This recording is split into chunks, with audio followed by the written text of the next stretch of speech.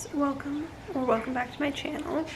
My name is Brandon. I post mostly bookish content. I spend most of my free time reading, and I wanted to talk about some of my favorite reads from 2024. Today is January 4th, but I have my stack of books beside me here. I have 11 books that I'm going to talk about. I want to do my top 10, but 3 of them are from the same series.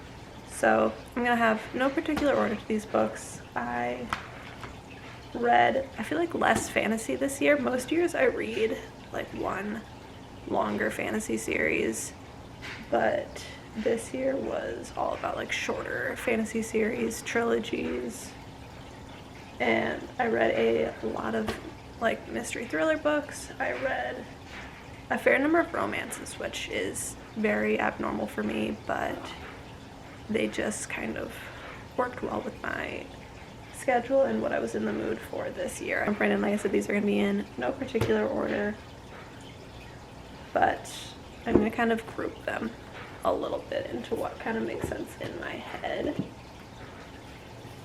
So I guess the first one I'll talk about is the one that I don't have a physical copy of, which I want to get because I have the other books in the series. But that is Just for the Summer by Abby Jimenez. And that was my first Abby Jimenez book that I read, actually. I read it fairly early on in the year. I think I gave it a 4.5 stars. And yeah, I got the Audible of it. Or maybe I think I got it from Book of the Month. I just got it as an audiobook though. And I really enjoyed it. I loved the characters. I loved how committed they were to each other. And just the male main character of that book was just so sweet and would just like drop anything to help take care of, I think the main character's name was Emma. I think it was Emma and Justin. But yeah, I really loved that book.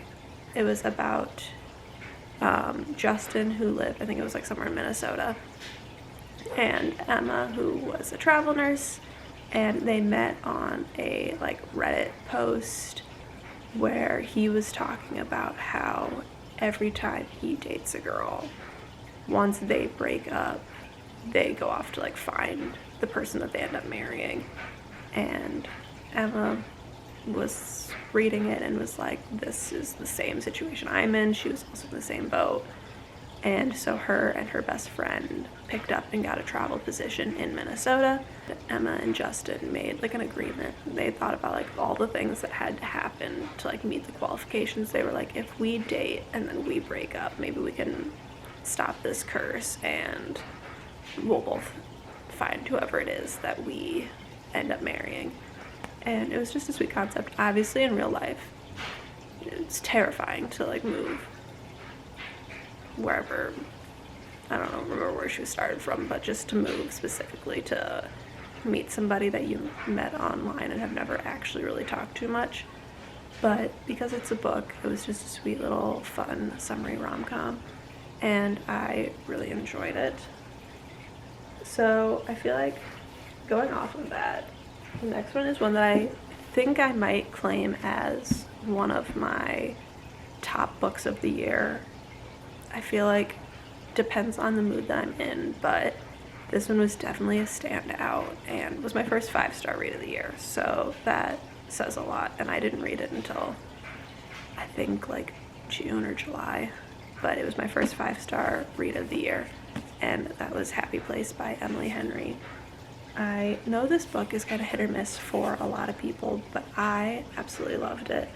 I loved the characters. I feel like I just kind of related to both of the characters, specifically Harriet. This book is about a couple who was engaged and they met in college, and all through college their group of friends went to this summer house in like the Northeast, and it was in Maine, and they would spend the summer all together just hanging out, going to like I think it was like a lobster festival took place. Like there was just all these fun things, and they all just did that. And so they're on their way back to that cottage that's what they deem as like their happy place. It's where everything, even after they graduated college, they all came back to meet this one time a year at this cottage. But none of their friends know that they broke off their engagement, so they decide that they need to tell them in person, but then they find out that the girl's family that owns the cottage is selling the cottage, so this is going to be their last year being able to go. And so Harriet and Wynne decide to fake being together so that they don't ruin their last like good memories at this place. And I don't know, it just really caught me off guard. I knew going into it that it wasn't a fun rom-com. I feel like that's what a lot of people disliked about the book, was because looking at it, it looks like it's going to be just a really fun, happy book. But I think a lot of that is just Emily Henry's covers always just look really bright and cheerful. And I think I'm going to talk about the last romance book that I have on this list. I'll kind of go by genre. And so the last romance book that I have in my top 10 is When in Rome by Sarah Adams. I read 3 of Sarah Adams' books this year, and I read this one, and then I read the cheat sheet and the rule book, and this one was by far my favorite. I still read the other 2, but this one was my favorite. I love her writing. I think she writes such fun, fast-paced romance books that are like perfect palate cleansers. They're easy to understand. There's not a ton of depth to them, but her atmosphere is great. She, like I said, she writes really fun characters. Sometimes I think she tries to make them a little too quirky to where they become a little bit annoying, and I noticed that in her other 2 books, but they weren't unbearable. I still really enjoyed them. I just think I liked this book is more of like a small town aspect compared to the other 2 that were more like sports books. But I am really excited to read Practice Makes Perfect, and then her newest book that comes out in just a couple of days.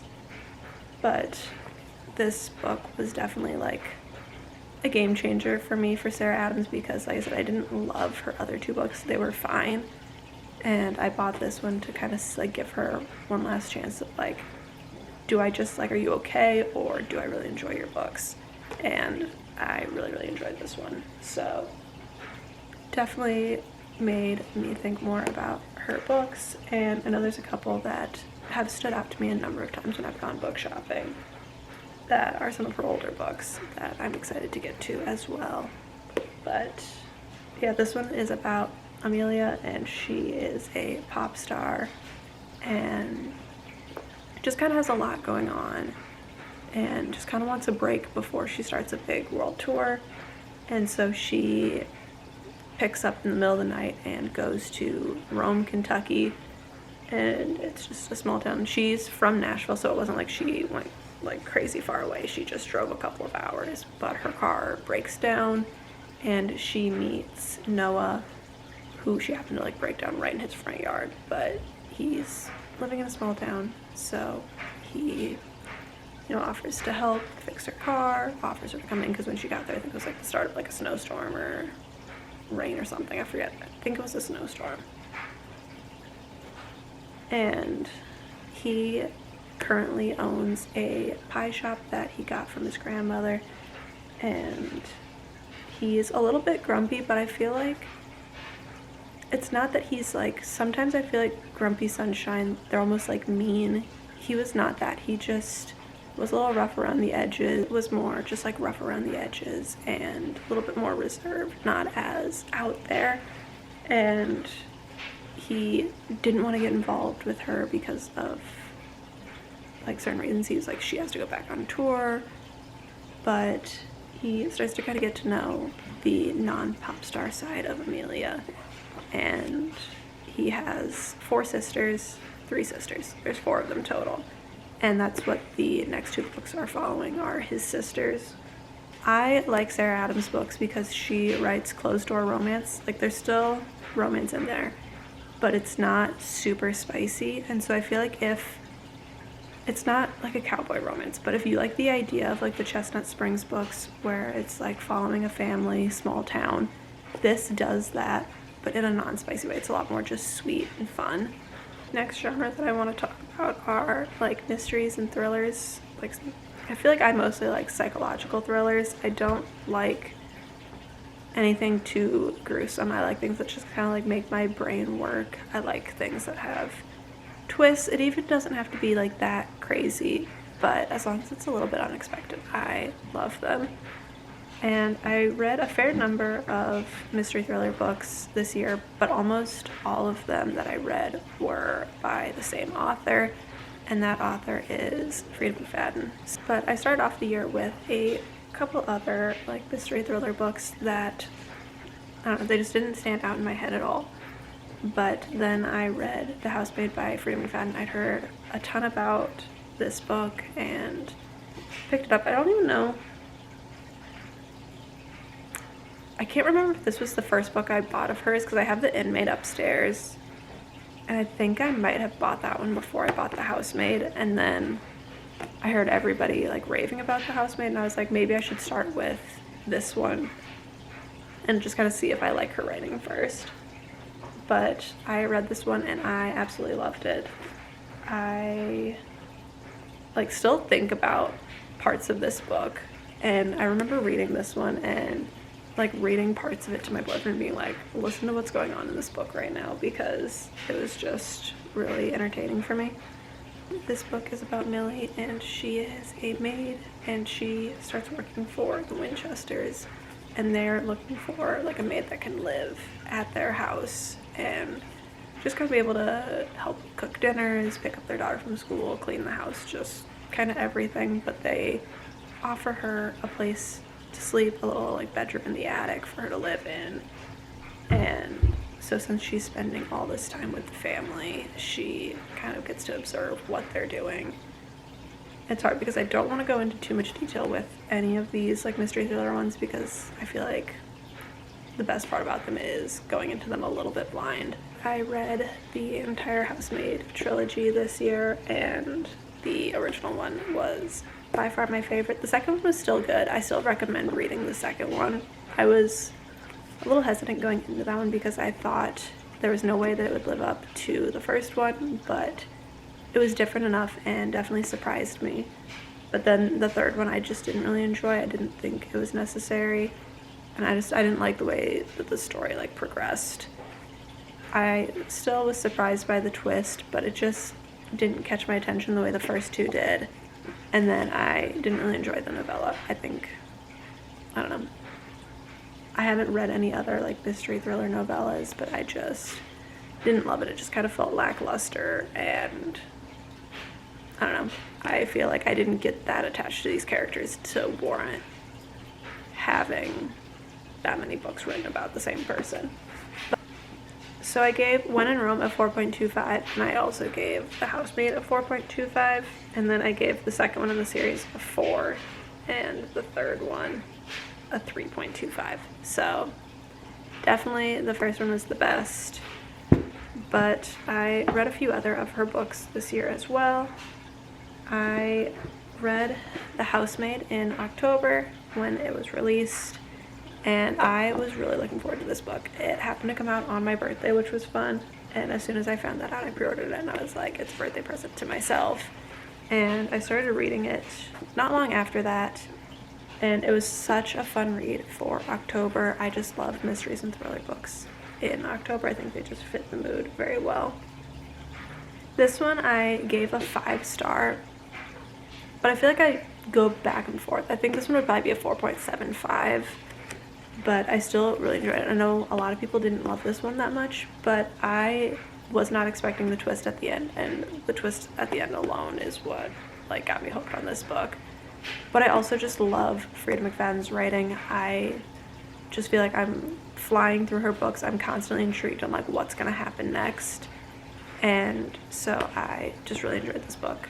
This one is about Sydney, who is living alone in New York City and trying to find a boyfriend. She's going on online dates, and at one point in time her best friend is murdered, and she meets this guy, and the guy just seems perfect, but she's kind of like getting more and more information about this friend, and they think it was her boyfriend, and they think that this guy had been like dating people only to end up offing them after a while.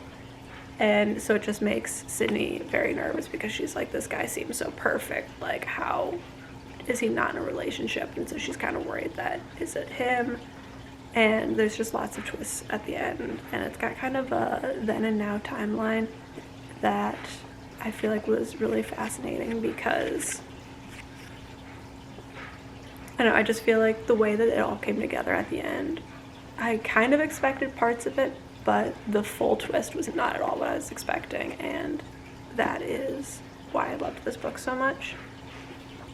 So then the last Freed McFadden book that I read this year was Never Lie, and this one was by far my favorite. This is an absolute 5-star, and that's why I don't think The Boyfriend's a 5-star, just because I think this one was a lot better. I absolutely loved this book. This is like my definition of like a psychological thriller. I loved like getting into people's brains with this one, and I read this one actually not that long ago. I think I read it at like the end of November, maybe right around Thanksgiving, and it just stood out, and it was just such a good book. I highly recommend this one. I personally think it's better than The Housemaid, but I know The Housemaid is a lot more popular, but I really, really enjoyed this one. This one is about Trisha and Ethan, who are searching for a house, and on their way to a house tour, they get stranded in a snowstorm, so they decide to just go into the house that they were going to go look at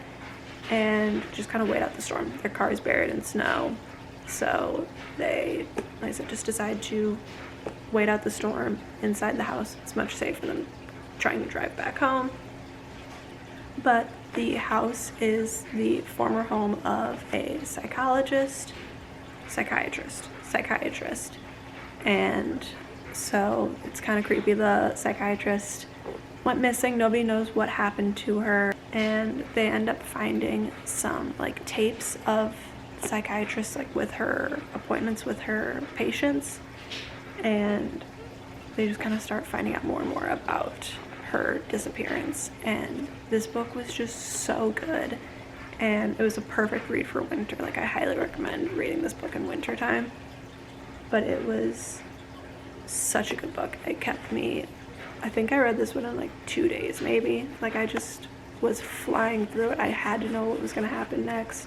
Most of it are written as like the dialogue from the tapes, and so like those chapters you just like fly through because it's just like a quick like conversation. But it also has a then and now timeline with the psychiatrist and kind of her backstory. So I thought that was really interesting, that we were like kind of seeing what the psychiatrist was going through as we were like living through the tapes. But yeah, this was another one that I think would be a top contender for my favorite book of the year. So then the last genre that I want to talk about are my fantasy books. Like I said, I didn't read as many fantasy books this year as previous years, but I still read a number of fantasy books that I just really enjoyed.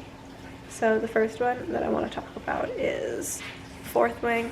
I loved this book. It took me a little bit of time to get into because there's just a lot of like world building, but I feel like we jumped into the storyline quick enough that I was pretty hooked on like what was going to happen relatively early. But this book is about Violet, and she is training to become a dragon rider. There's a couple different like quadrants that like people can train into to like help join the army. The dragons kind of like don't necessarily rule, but the dragons protect the country, and if you make it far enough along into your dragon rider training, you like get paired up with a dragon. And that's the majority of what this book is about, is her like going through school. But what I really appreciated about this book was that it didn't drag on forever. Like, I was worried that this was going to be like the whole book was like her first year, because I think there's 3 or 4 years of the school, and I was worried that it would be that. But I think by the halfway point they were at like the dragon ceremony. So definitely like a lot of things going on. There was kind of aspects of like being at school. There was a little bit of like magic going on because the dragons have magic, and once you get like bonded to a dragon, then you like take on some of their powers. And so that aspect was interesting, but it wasn't too overwhelming magic wise. I said 5 stars, but I think it's like a 4.5, 4.75. Like, it's still highly rated. I loved this book. Like I said, I just immediately was like attached to what was going on. I think one thing I really enjoyed about this book is that the main character isn't a teenager. They're in their 20s. They're still young, but it's not like you have children doing like super outlandish things. And so that's what I appreciated about this one. There was definitely, it's a romantasy. There's romance in this book, but it wasn't like the main point of the book.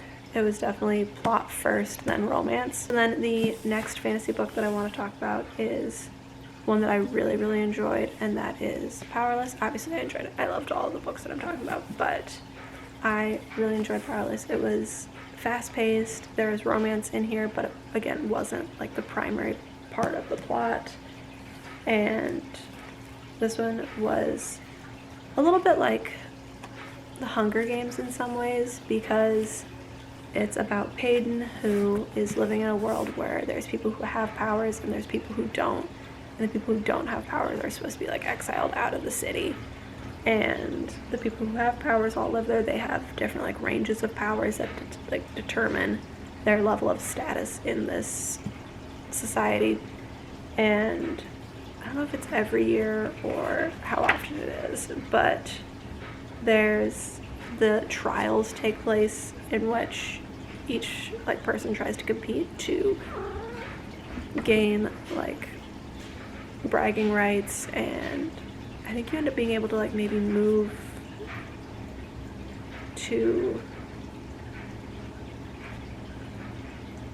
like the main part of the kingdom. I don't remember what the outcome of the trials was supposed to be, but that part of it made it feel a little bit like the Hunger Games with these different trials going on. It made it feel a little bit like Throne of Glass, but there's definitely more romance in here. This is a shorter series, so I feel like the romance kind of needed to start a little bit earlier. But I read the other books in the series so far as well.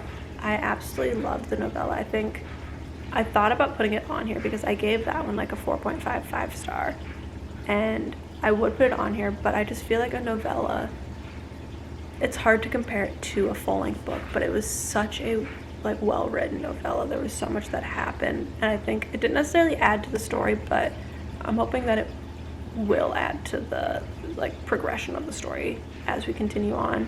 Similar to Fourth Wing, I just didn't love the second book in the series. I feel like the first book was such a strong start, and the second one, Reckless, just really left me disappointed.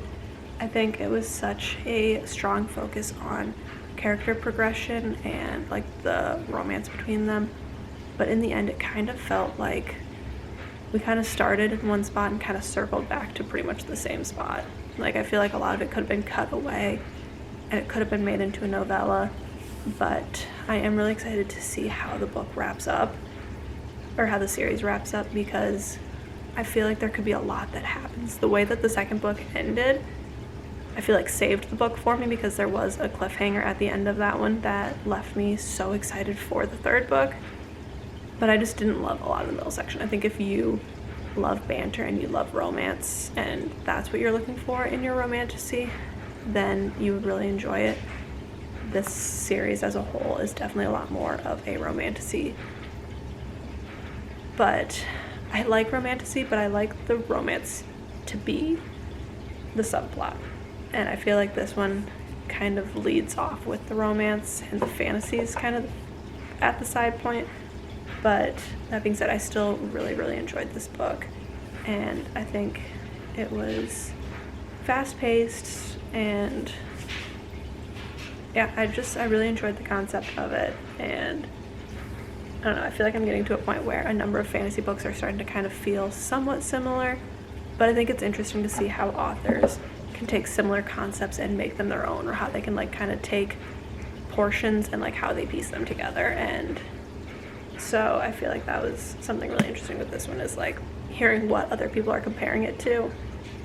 and then like what I kind of compare it to, and just kind of seeing how it differs. And so like I said, I'm really interested to see how the end happens. So then the last couple books that I want to talk about are all a part of the same series, and like I said, I was going back and forth on how to do these, but I knew I wanted to talk about the series, and I thought about just talking about it as a whole, but the more I was like looking at the books that I read this year, I was just thinking that all 3 of these books ranked higher than a lot of other books that I'd read this year.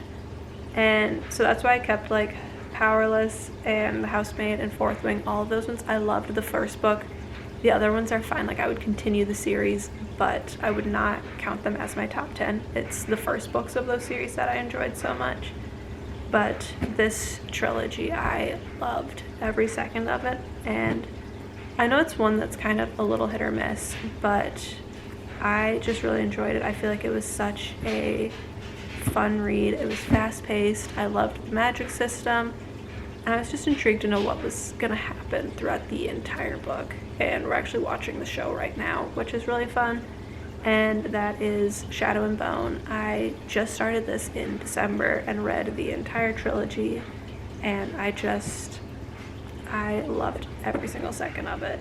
The first book and the third book, I think, were my favorites because the first book was just such a strong start to a series, but I did also know that I already love Leigh Bardugo. I love Six of Crows, and I just love the concepts of like the Grishaverse and how the Grisha work. I think it's such a well thought out like magic system.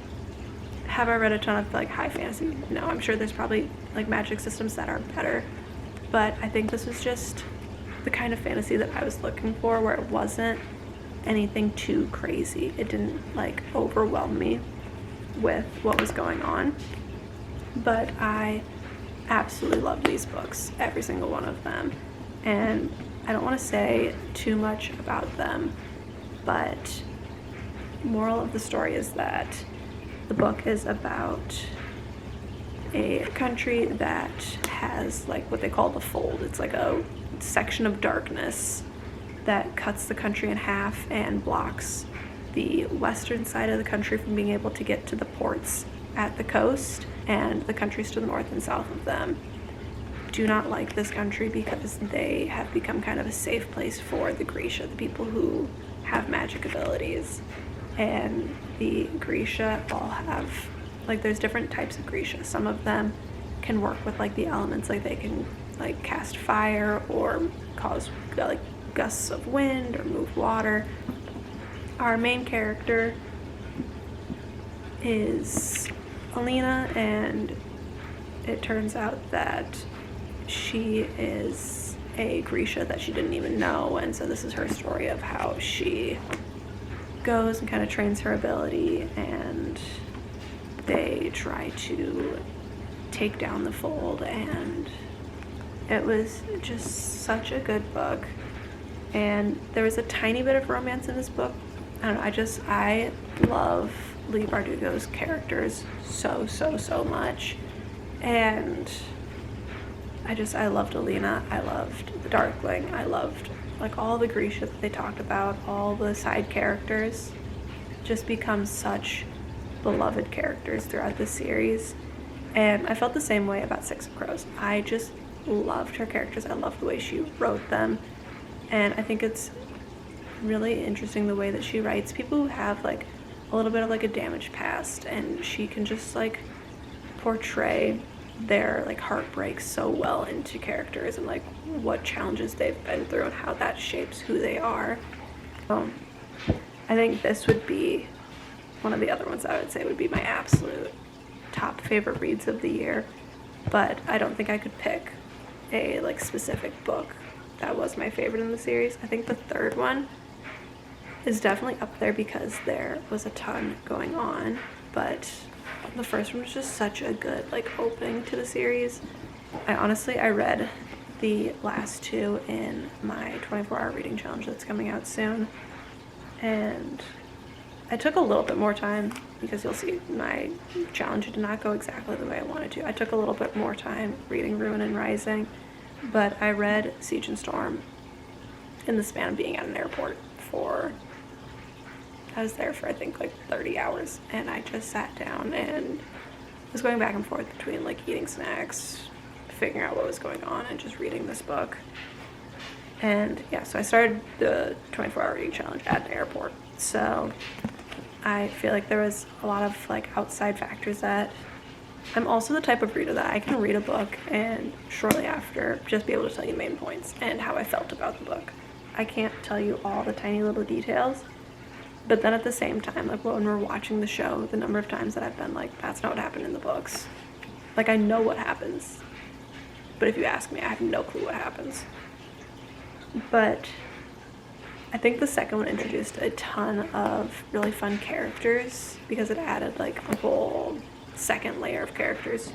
And then the third one was just like the accumulation of everything that had happened, and it was just such a good ending. There's parts of it that I didn't love. I didn't love the final outcome of the book, but I feel like it's such a typical final outcome for a fantasy series. So at the same time, I wasn't that surprised. For my top 10 books of the year, I said I think if I had to pick a top 3, it would probably be Women and Rising, Happy Place, and Never Lie, which I think is fun because it's kind of like the top book of each genre that I enjoy. I really hope you guys enjoyed today's video. I feel like I get so many recommendations from other people's like top books of the year, and I don't know, just thinking about all my favorite books helps me kind of think about like, oh, these are the things that I was really enjoying this year, and it kind of shapes what I want to read in the future.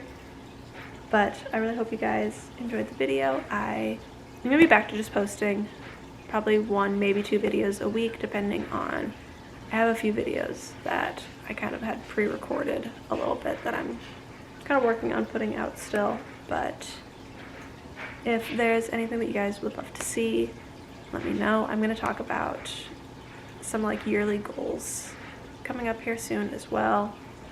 But yeah, instead of doing like a January TBR, I kind of just want to do like a general goals for the year, like reading goals, and that's going to kind of talk about some books that I have on my radar.